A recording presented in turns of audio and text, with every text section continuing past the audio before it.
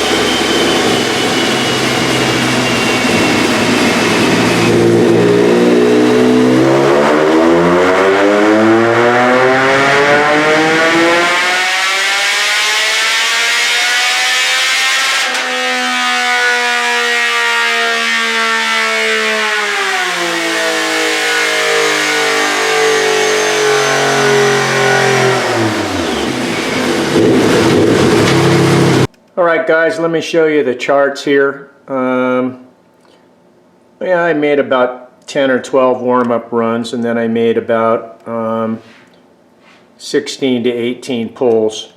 I also, you know, when you're running it on the dyno, the ABS, you know, front wheel's not spinning, so it throws the engine light. So you can't change any modes without clearing the code out. So what I did is, after I repeated a bunch of pulls, I went ahead and cleared the code with my code reader scanner and my adapter cable, and I tried it with traction control off and traction control 1, okay? And not much difference. Actually, traction control off made just a touch less and ran a little richer, just barely though. Temperature was about 78 to 80. Before it was about 87, 88 degrees. But anyway, it's repeating. So let me just show you here. So this bottom one here, let me zoom in. I'm just going to hang on to the camera because I want to move it around. Okay, the bottom one is number 53. That's the best pull. Last time it made 113 only twice last time. Today I repeated 113 about 8 times and beat the torque about 1 foot-pound. But that's just at peak. So these are repeated numbers right here, 75, 2, and 5. Whoops, I got it in there twice, sorry. But anyway, 72, 75 right there, and then 53 is from before.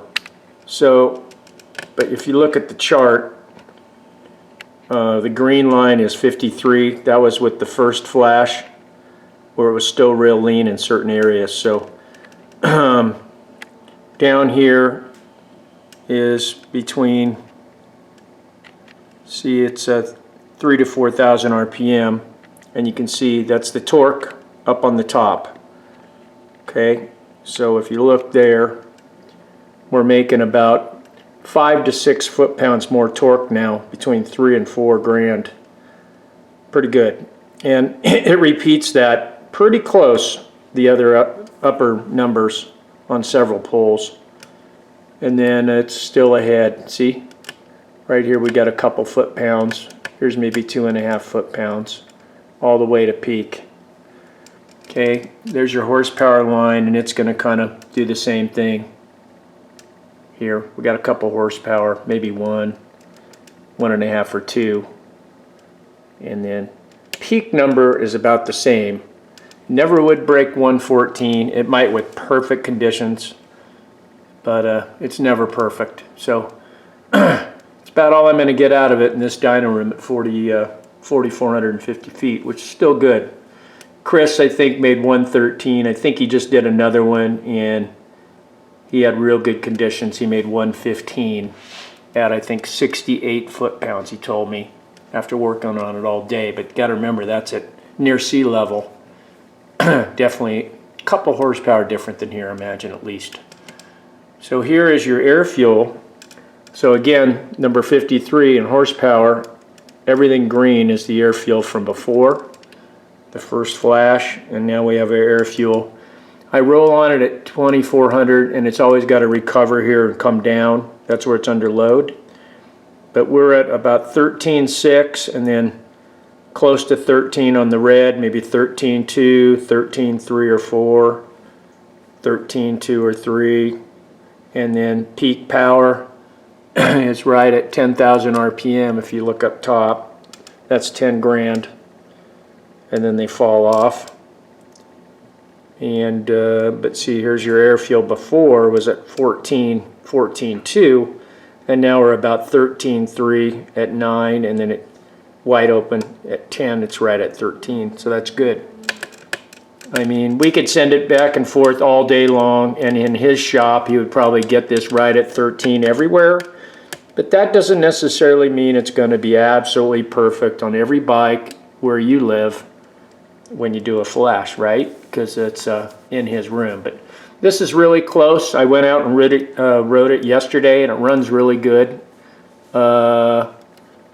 Steady cruise, light throttle. I checked it on here. It's about 14.5, 14.3, sometimes 14.7, which is good. It's not too lean to make it run hot, and it's not too lean to make it run crappy, but it's lean enough where it should still get pretty darn good fuel mileage versus like 13.8 to 14. So I'm happy with this for what we're doing, and this is going to be it. So what I'm going to do now is I'm going to clear the code, and let's go ahead and make 3 or 4 pulls. It's been a while now. I ate lunch and stuff, so I'll have to get everything warmed back up again. In mode 2. Guys are always asking me to check the modes. I might do mode 2 and mode 3, but I'm not spending all day doing this. But let me do that next. We'll get in mode 2. Probably put traction control on 1 so it's consistent like I ran up most of these pulls today. And let's see what happens. Okay, we'll do that next. Alright guys, so this is a couple pulls, mode 1, mode 2. It's almost identical. And that's because we're not dealing with first and second gear. Okay? These are all 5th gear. So if you look at the numbers there, it's almost identical, and the air fuel too.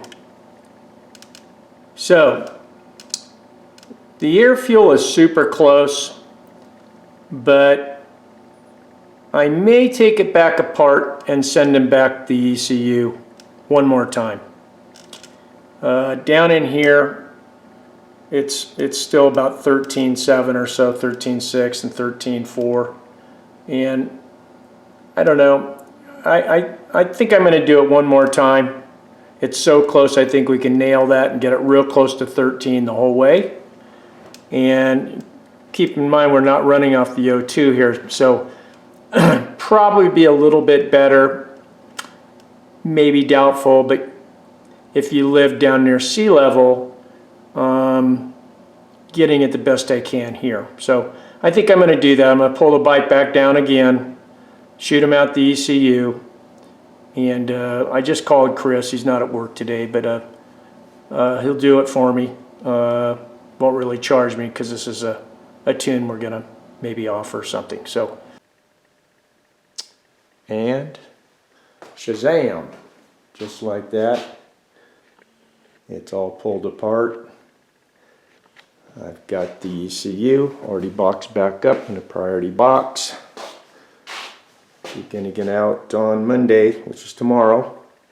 Hopefully this time it gets there on time in 3 to 4 days, and we get it back before the weather turns here. So let's do it.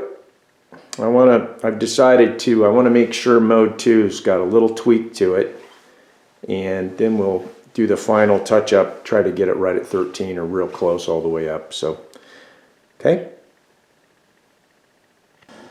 That's what we're going to do. So till next time, I hope you enjoyed this video, and yeah, please subscribe and hit the notification bell for next time, and give me a thumbs up, and we'll be back. Hopefully USPS doesn't lose my ECU this time. Kind of scary. So anyway, we'll see you on the next video. Thanks a lot. Hope you're doing well. Take care.